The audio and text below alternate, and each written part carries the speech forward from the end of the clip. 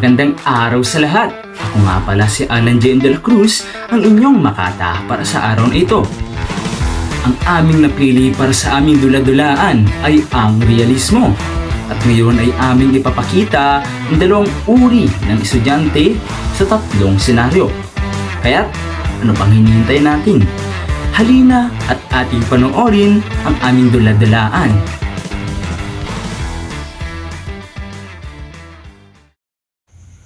Siyempre, unang senaryo, ang pag-aaral para sa mga paparating na quiz. Dito ay may dalawang klase na mag-aaral. Yung aral ng aral, parang walang bukas. Karaniwan, ang mga mag-aaral na ganito ay ang mga mag-aaral na may pake at matataas ang grades.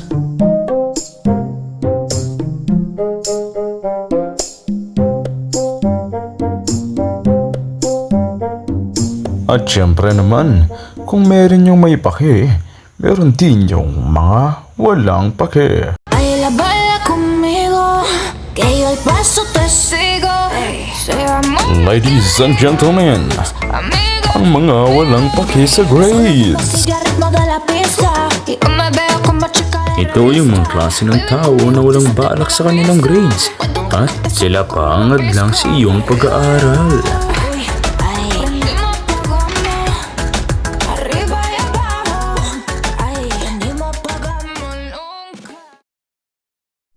Ano na naman yan, Kari? Nag-aaral ka na naman. Ano yan, B? Masyadong pasikat. Bida-bida yan. Hingin nyo! Nakakainis! Nagbabasa pa din kayo ng tignan nyo. Salamat kung hindi ka nag-aaral.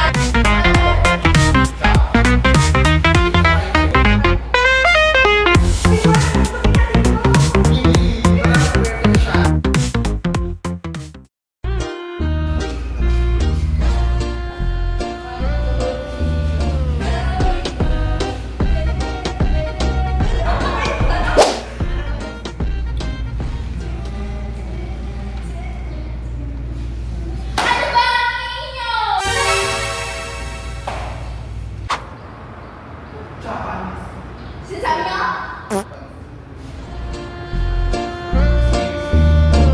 O diba? Imbes na mag-review, naga-TikTok. Chill-chill lang ngayon. Pero kapag quiz na... Question number 1. Sinong pambansang bayani ng Pilipinas? Mark, answer mo nga.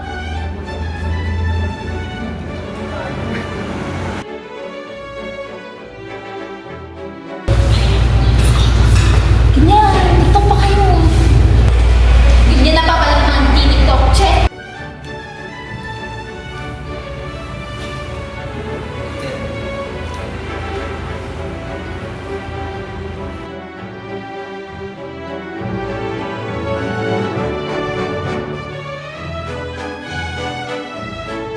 Ipasa nyo na ang mga papel niya. Naku, mukhang nag-aalala na ang dalawang magkaibigan. Bakit kaya? Abay kaya naman pala, wala pa sila ni isang sagot. Kaya naman pala kabado.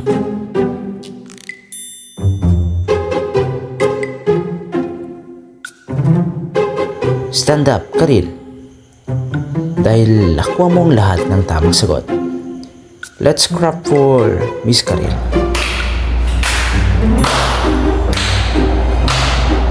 Inausip na ang Miss Karil. Abay, nakuha pang tumawa ng dalawang magkaibigan.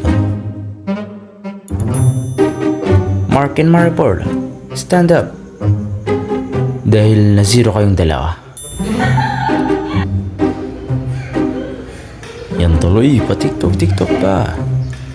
Isa lamang yan sa ating mga makatotohanang senaryo na nangyayari sa buhay ng isang estudyante. Sa susunod na senaryo naman ay sa tuwing gumagawa ng group project. Hindi maiwasan na iilan lamang ang gumagawa sa proyekto at ang ilan ay nagsiselfon lang. Minsan pa nga, wala ka nang magagawa. Hindi gawin mo na lang ang iyong mga makakaya. Dahil imbes na tumulong, iba-iba ang ginagawa ng iba.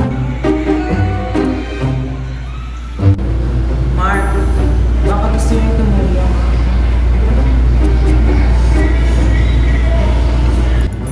Diba?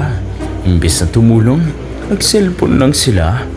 Kaya naman kapag oras na ng presentasyon, Group 1, come in front and present your group.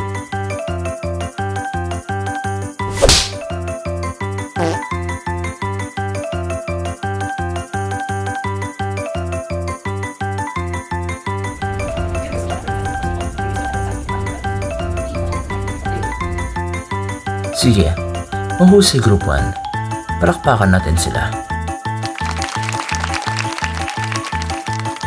Karil, mahusay ka? Jomel, galing mo din. Pero Mark at Maripearl, parang hindi ko kayo narinig nagsalita. So let me ask you a question. Who invented the light bulb? Sila ay nag-isip ng nag-isip hanggang ang lahat ay nakauwi na.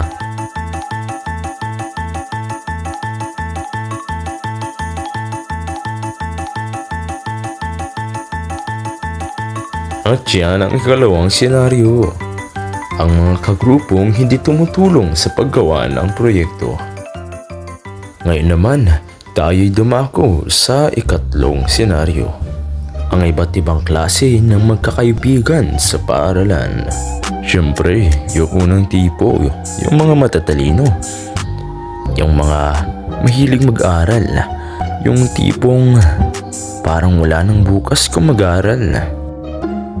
Siyempre, kung merong mahilig mag-aaral, meron lang din yung walang pake sa pag-aaral. Basta't nakakapasok lang sa paaralan, nagsiselfon at nakikipag-chismisan. Ito yung klase ng tao na walang pake sa ibang bagay kundi ang makipag-chismisan at mag-cellphone.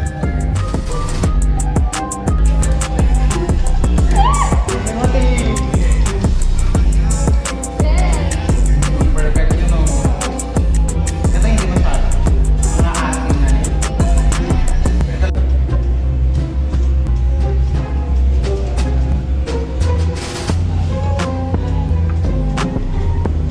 Ito po siyang ano. At yan ang ikatlong senaryo. At yan lamang po ang laman ng aming dula-dulaan. Muli, yaan ang mga senaryo o mga pangyayari na maaring mangyari o realismong mangyayari sa buhay ng isang estudyante. Muli, isang magandang araw. Ako ang inyong makata, si Alan J. de la Cruz. Peace out. Nagpapaalam.